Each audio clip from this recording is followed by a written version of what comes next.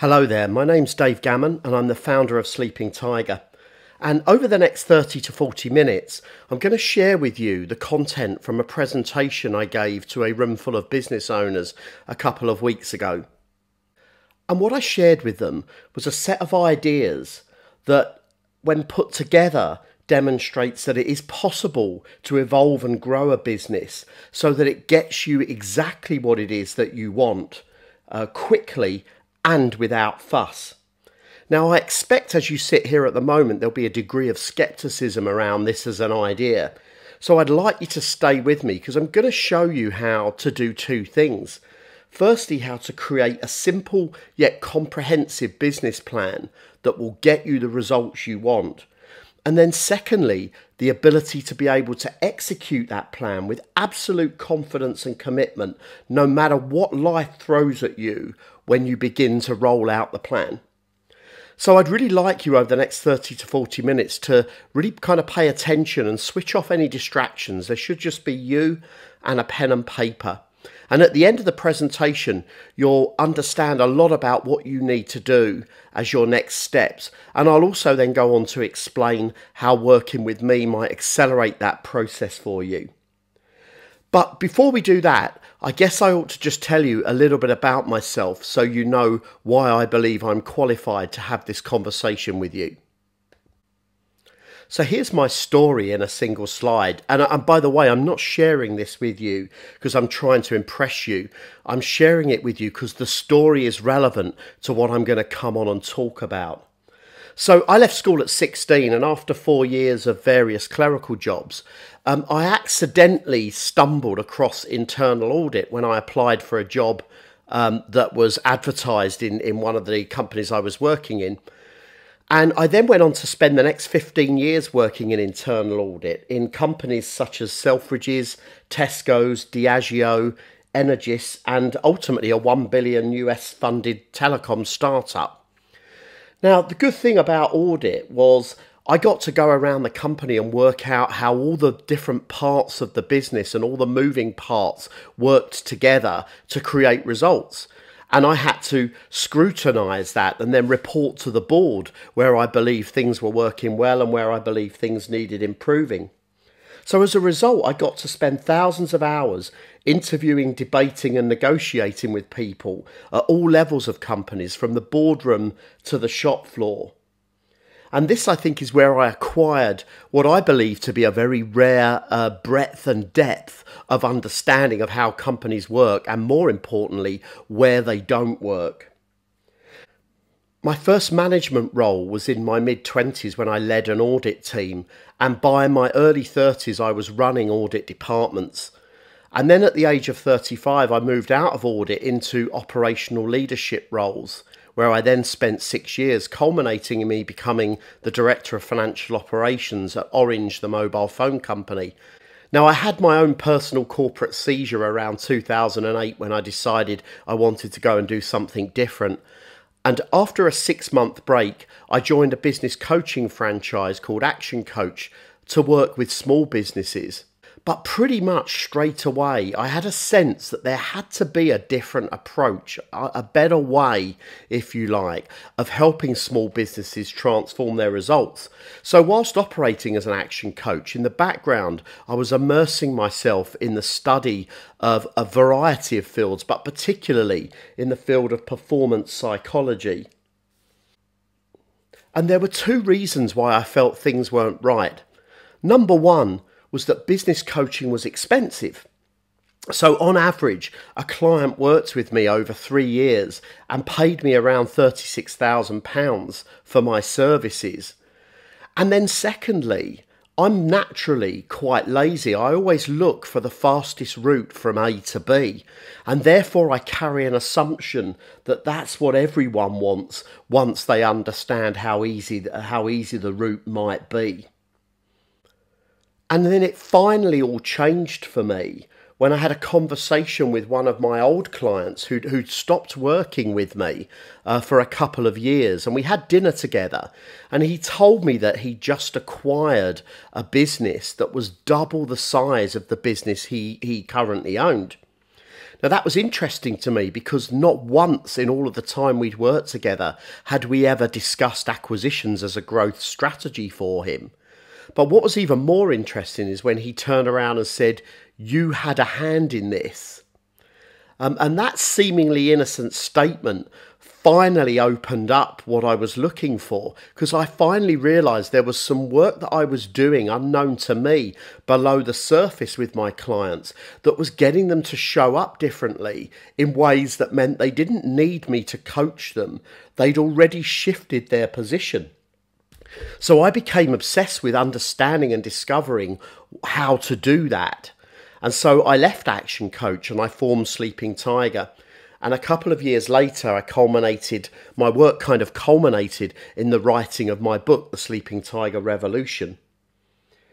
Now, since that time, I've continued to work with small businesses ranging from £1 to £100 million in turnover.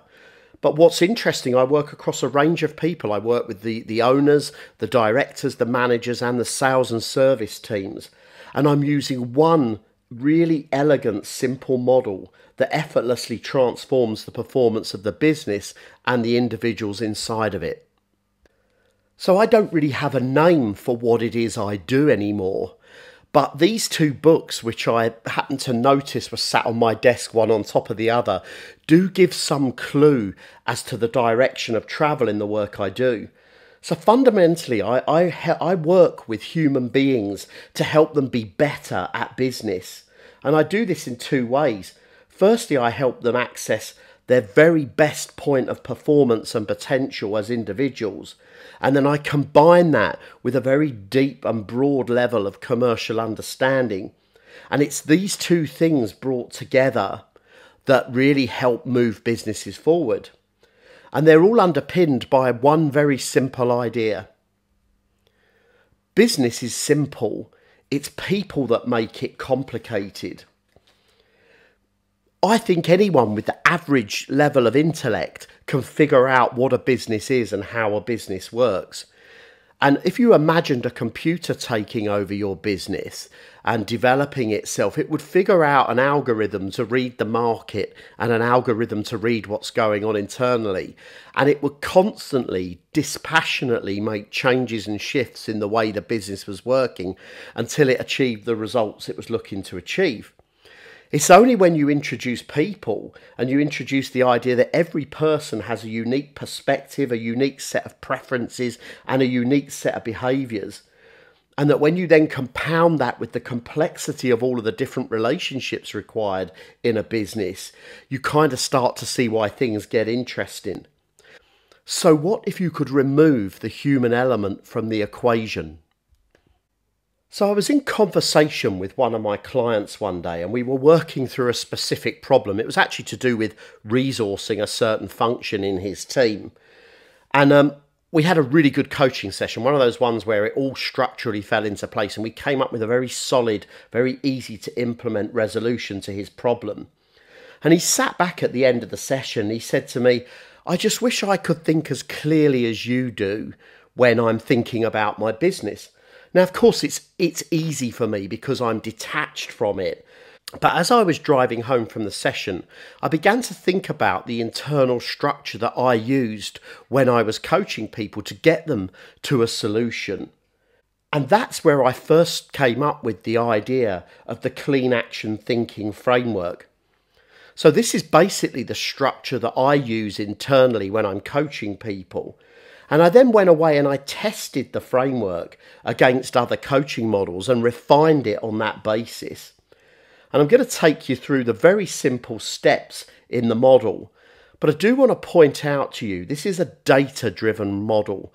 The whole model works around the idea that if you can remove as much opinion and guesswork from the process and ground as much of the decisions and actions in fact, you're going to have a much cleaner solution to whatever opportunity or problem that you're facing.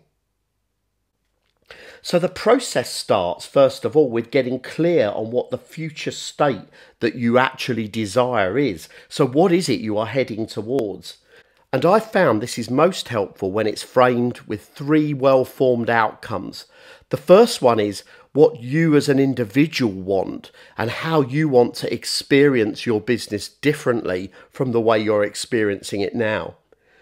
The second one is almost what you want people to say about your company, whether they are employees or suppliers or customers. What sort of company do you want it to be? And the third one is the financial results that the company produces, the outcomes that you actually want from the company. Because I actually find that most small businesses are fairly woolly around this. So I spend a fair degree of time with my clients understanding what this future state is. The second step is then to come back to understand what is current reality against those three outcomes. So here, what I'm really thinking about is doing an audit of the business as it is, with a view to identifying where all the opportunities exist within current reality for us to improve and grow the business quickly.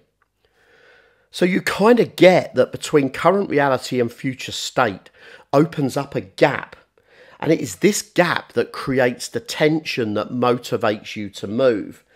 And also from that gap position, we can begin to articulate a sequence of actions to get ourselves from current reality to future state. And I call that sequence the path of least resistance.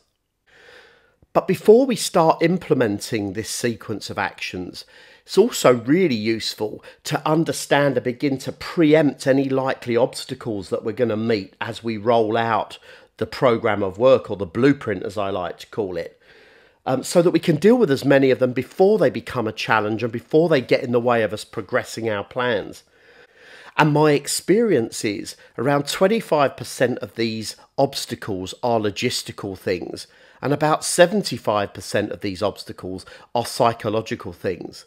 And again, we get to deal with as many of them before we get too far into executing the blueprint.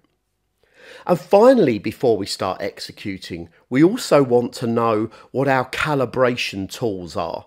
And by this, I mean, what are the numbers we're going to track and the measurements we're going to have in place and the communication protocols that we're going to put into the business that is going to mean we're going to be able to measure as we go what's happening. So it's when you put these 5 steps together, you have a clean action thinking model from which to move your business forward.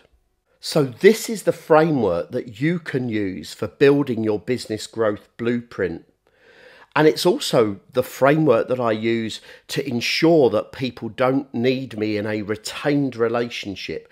Because as well as using this framework with you to create your blueprint, I'm also helping you understand it deeply so that you're able to use it. It becomes part of your toolkit and deeply understood by you so that you don't need me to figure out the next opportunity or how to overcome the next challenge.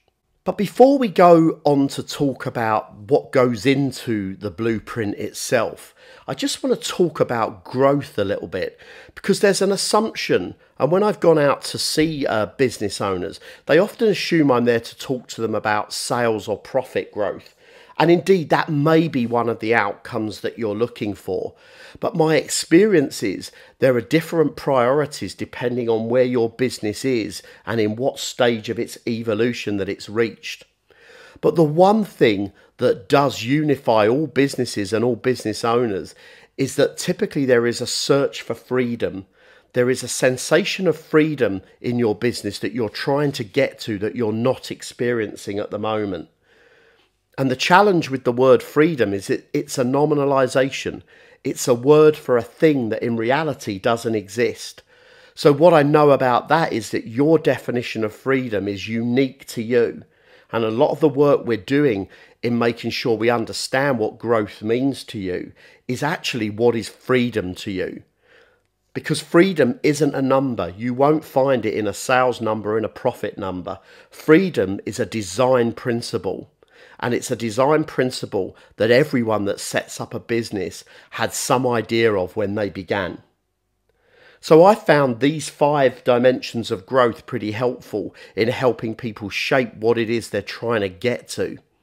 So number 1, scaling up may be the goal. You may have a business that's working really well and you see a bigger market opportunity, so it might be about scale. It might be about consistency, just getting things working a bit more regularly well and having a few less firefights and problems to resolve. It may be about optimizing what is already present, improving and refining the margins and the service delivery. It may be about resilience. It may be that you feel like your business is vulnerable. I work with a lot of clients who, when we first started working together, have 80% or more of their revenue attached to one customer. That's not a very comfortable place from which to operate. And finally, it might be about exit. It might be about either building a business so that you can sell it for optimum value, or actually exit might mean bringing the people through in your business or bringing people into your business that can run it for you so that you're able to step back.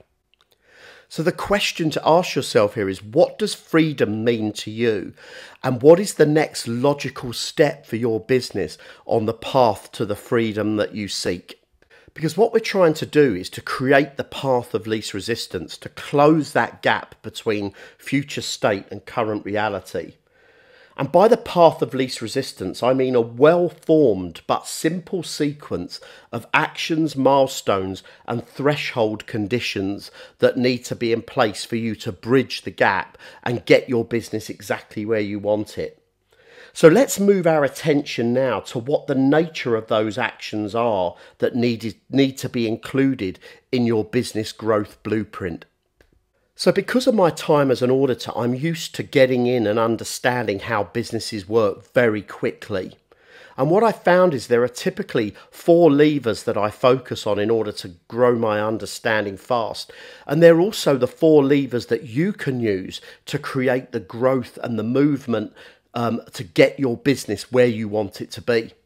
So the first of those levers is to understand the position of your company and your products and services relative to the market that they serve.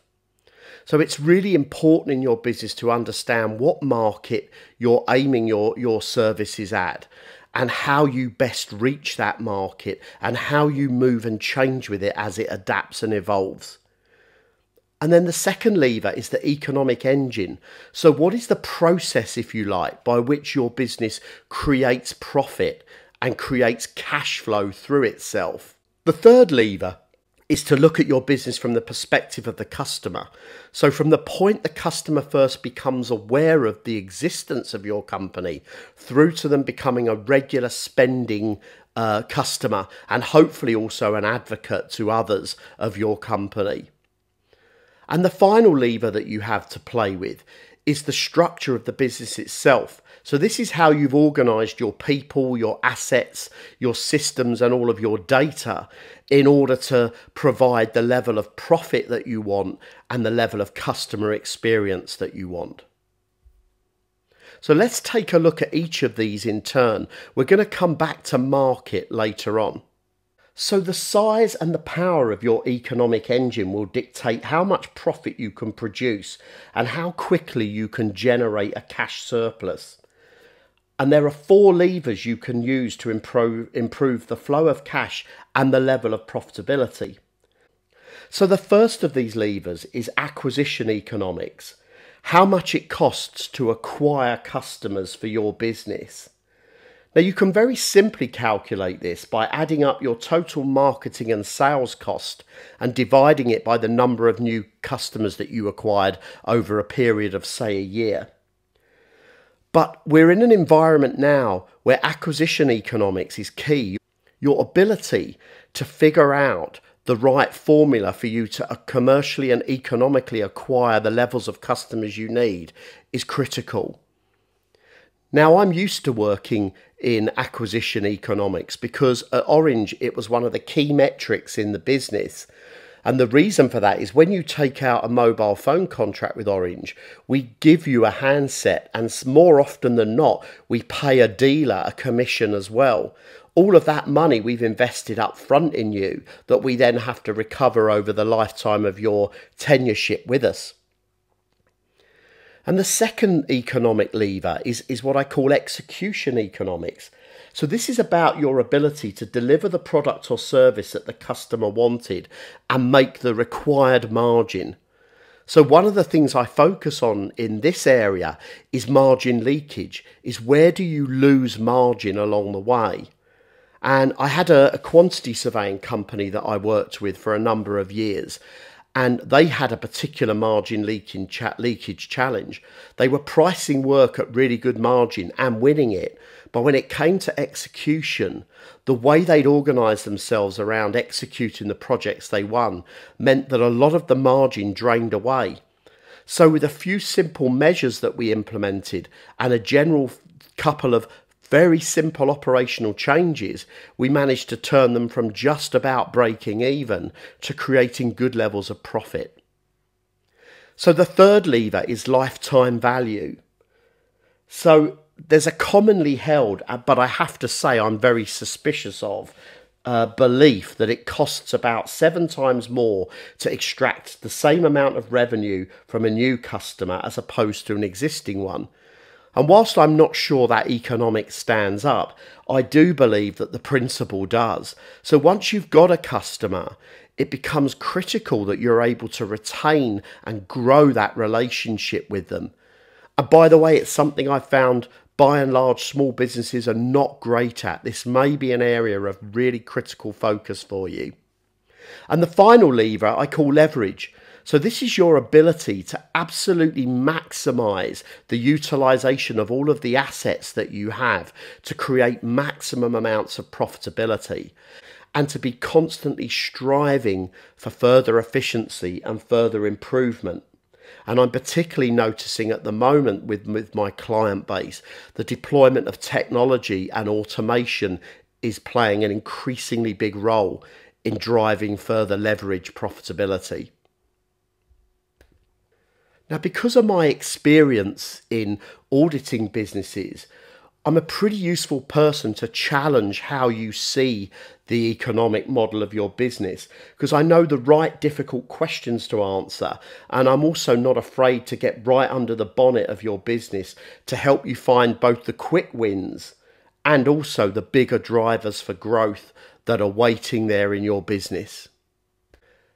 So the second critical lever you can look at is the customer journey.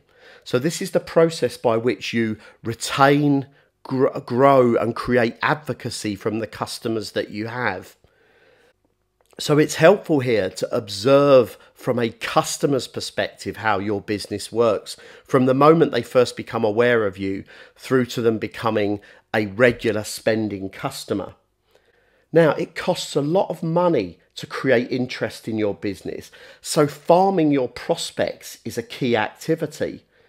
Because what happens to those that did express an interest and then didn't buy from you? Do you have a way of holding on to the relationship with them so perhaps when the time is right they can come on board? Or do you just let them go and go looking for some more? So this is all about the conversion process from the first point of interest through to the first order. And I've seen massive gains in some of my clients with sometimes simple tightening up of the conversion process, and in particular focusing on the quotation process and how you follow up and manage quotations once they're out there.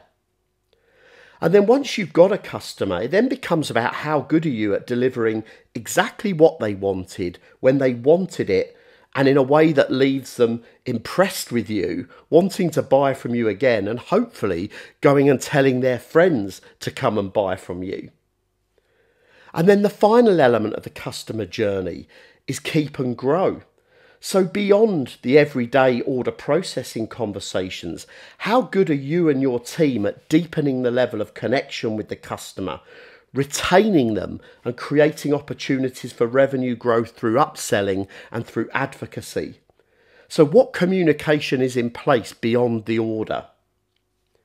And the way I go about doing this work is by mapping all of the different touch points. We literally draw a flow chart of the customer journey from beginning to end, focusing on the points where the customer is engaged with you. And I have a very simple principle here that I learned in my time at Tesco's. I was lucky enough early on in my career at Tesco's to go out for a morning with a regional managing director. Now, this was an important guy. He ran about 100 stores in the business. and we went out on a store visit, and I watched him as he was walking around. He was picking products up off the shelf, running his finger along the shelves, looking at the staff and whether they were wearing their badges and their uniforms. He went through all of the paperwork in the back office. And in the end, I stopped him and I said, you run 100 stores. Why are you focused at this level of detail on what's going on here? And he looked at me and he said, son, because I was only in my early 20s at the time, retail is detail. And he went on to say, whether the customer knows it or not, they are subconsciously taking in everything, every bit of dirt on the shelf, every slightly scruffy employee, every not quite perfect experience they notice. So this is a guiding principle I use when I'm working with my clients on how they need to serve their customers. So the third lever we use in creating your business blueprint is the structure itself. So how you've organised to deliver the levels of quality you want, the service outcomes you want, and the margins that you want. So this is simply how you've organised your people, your systems, your data, and your assets. And the thing I've learned over my long and quite diverse corporate career is that there is no such thing as a perfect structure, because you're always trading off between quality, margin, and service. And also, I think an element of structure is about making sure that your life has the least amount of fuss and hassle in it. Now, what I've noticed is many of my clients are beginning to make step gains in their consistency, their efficiency, and the customer experience by deploying technology, particularly in the form of systems, but also increasingly in the form of automation. As for people, it really comes down to your ability to recruit, retain, and develop the best team you can so that they're able to take the load off of you and keep the hamster wheel of the business running. But secondly, they're able to participate in discussions and contribute to the growth of the business. And I've also noticed systems and data are often the forgotten element here. But in the changing environment that we now live in, getting good quality data to be able to give you meaningful insight into your customers' behaviours and spending patterns may well prove to be the key in both finding the next big opportunity for you or from avoiding the next big disruption that happens in your marketplace. Mike Tyson famously said, everyone has a plan until they get punched in the face. And you see that the very best designed business blueprint for creating the types of breakthroughs you want in your company still has to survive contact with the real world. And in this case, the real world is your marketplace. And this is why part of the CleanAction thinking process concerns itself with your ability to both calibrate the plan to what is happening out there and also to make adjustments as you need to in order to keep moving forward. So ultimately, the market is king. So your profit and your ability to sustain and grow your business is a function of how well you've defined your marketplace, how well you understand it, and how your company adapts and moves with it. This is the bit of running a business that I like to call God's business, because it's the one bit that feels like it's largely out of our control, i.e. it's in the hands of God. So we can do everything. We can structurally organise, create great marketing and sales and a great economic engine, provide a brilliant customer journey. And whatever we do, it still might not work when it goes out to the marketplace. And there's no doubt in my mind that most marketplaces are dramatically changing, and they're dramatically changing very fast because of technology and globalization. So the key question is rapidly becoming, what sort of company do you want to be? Do you want to be the company that is disrupting an industry, or do you want to become the company that is going to be disrupted? So this leads us to a final and unquestionably, in my mind, the most important part of creating a business breakthrough. That is your ability to see with clarity what is going on out there and to make good decisions and committed action in the face of all this uncertainty. Because you see, the very name Clean Action Thinking contains in it by implication that there is the possibility of pollution entering the decision-making process. And that is where we come to you and to your people. You think you're a rational human being, and we all think we're rational human beings. Yet have you noticed how our behaviours in similar situations can be hugely different? Now, if we were all that rational, we'd all perceive what's going on around us and all come up with the same responses, but we don't. Something happens that creates different and highly unique responses in all of us. And it is this simple misunderstanding that is the cause of every challenge you have with running your business. And once you can see past it, you'll have access to levels of potentiality and performance that at this point seem beyond your reach. It's the kind of quantum shift that enabled people like Gary to make the huge acquisition he did.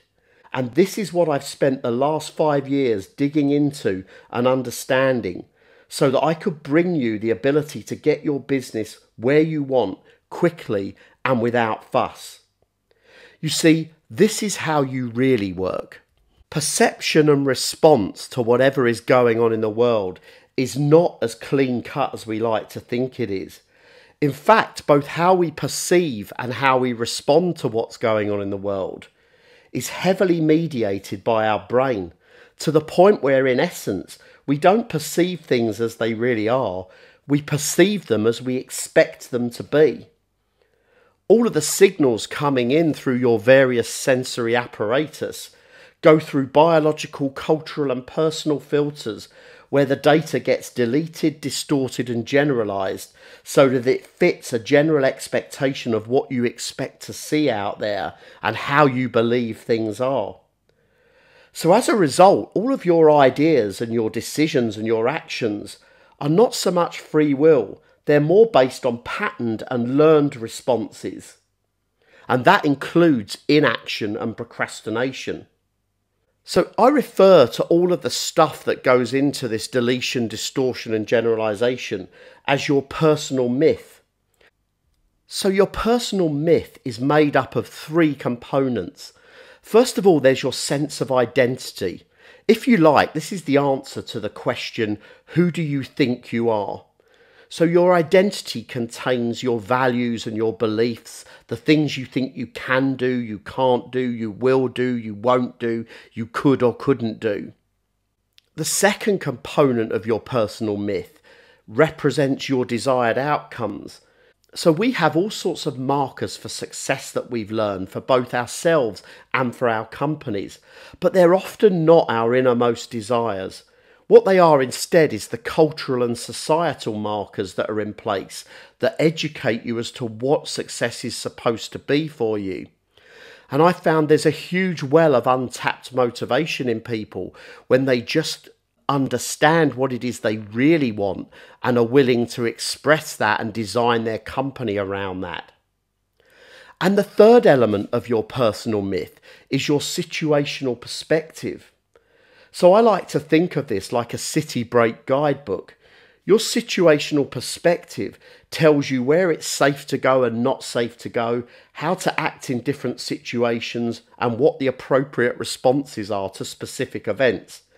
And in essence, what it does is it builds a safety perimeter around you in order to keep you safe, in inverted commas, in the loosest sense of the word. Now, these instructions and this personal myth is entirely made up, and it gets hard-coded in you from a fairly young age. Most of your sense of identity and your map of the world is hard-coded by the age of 7.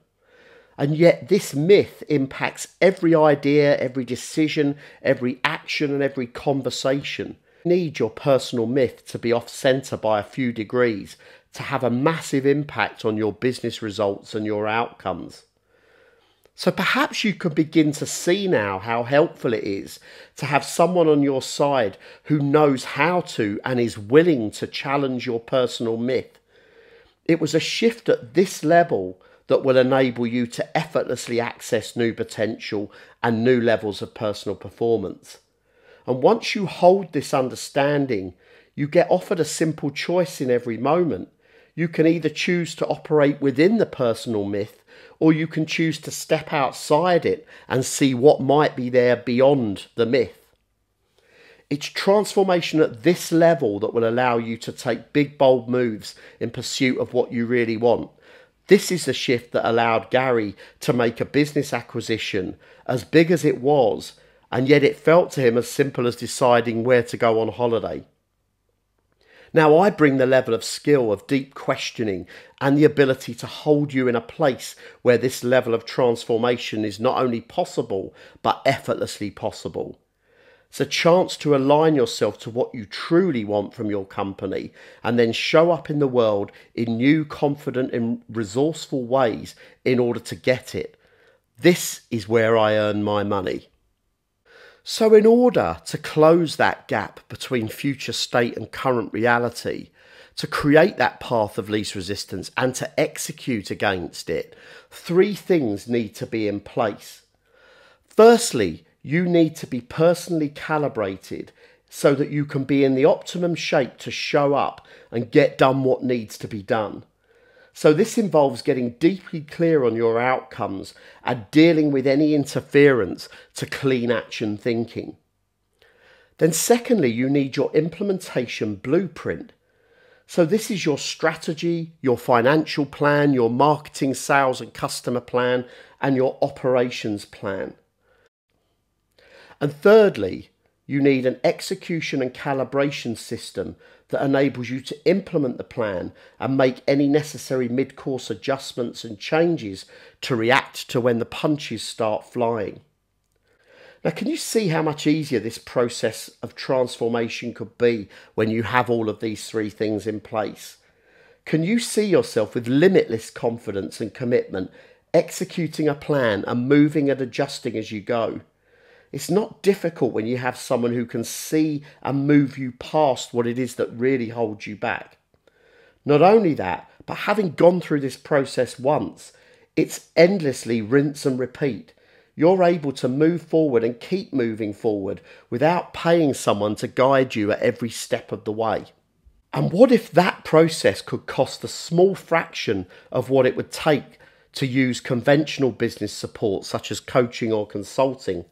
Because remember, a year of coaching will typically cost you at least £12,000, and my average client retention was 3 years. So I'd like you to listen on while I take you through some options for moving forward. So I run something I call the Business Breakthrough Program, and there's 2 ways you can complete it. The commonest choice is to do my group program, because personally speaking, I think there's a lot of power in completing this work alongside other business owners when it's combined with one-to-one work with myself. So let me take you through the group program first. So the program looks like this. First of all, you and I have a half-day one-to-one session together where we get you crystal clear on the outcomes you really want from your company, both in terms of lifestyle, your company's reputation, and your financial results. So you'll leave that session with a new sense of possibility and probably some homework and some research to go and do on your own business. And you'll be able to work with me through the online portal I provide as part of the program, where you'll find a whole series of exercises to support you. But I'm also there whenever you need me to help you go through any specific problems that you're facing. Now, these exercises also help you to identify a lot of the low-hanging fruit in your business so you can take action straight away and start to make a real difference. The second session is where we get together as a small group of business owners for a day, where we work on the first draft of your blueprint plan. And by the end of that day, you'll have the clear sequence of actions and milestones, although there is likely to be some more work, some research and analysis to do in the background before we meet one-to-one again. So in our second one-to-one half day together, we review the content of the blueprint and we go through the things you need to put in place to underwrite the execution of the plan. So you'll be left with everything you need to begin executing.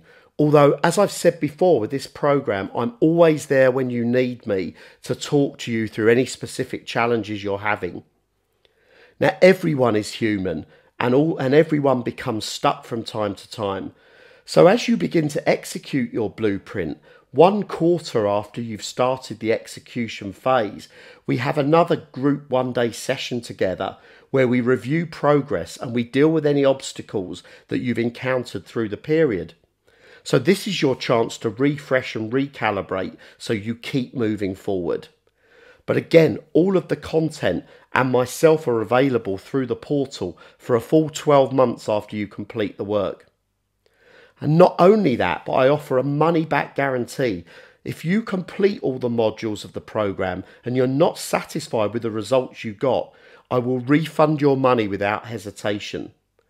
So the investment for a place on the Group Business Breakout program is just £3,500 plus VAT.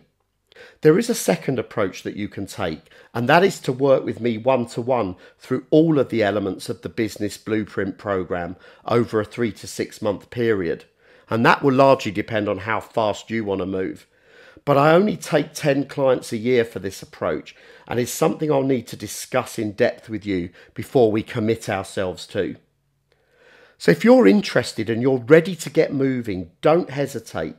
The next single step you need to take is to arrange an initial 15-minute conversation with me. You can do that by either clicking the button at the foot of this page or by emailing me, dave@sleepingtiger.co.uk, and we'll take care of the rest for you. In the 15-minute conversation, you get to tell me all about where it is you want to go and what stops you so that we can work out what the logical next steps for you are. Even if at this time, the next step is just for us to have a longer conversation at some point in the future. Wherever you want to go from here, I genuinely want you to be successful. So make sure you connect with me using one of these social media links or just email me and I'll make sure you get added to my email list. So I want to thank you so much for listening today. I hope you found this useful and I hope you found some ideas that you can use to really start driving your business forward. I wish you every success and I really hope I get to meet you on one of these programs or at one of my events in the not too distant future.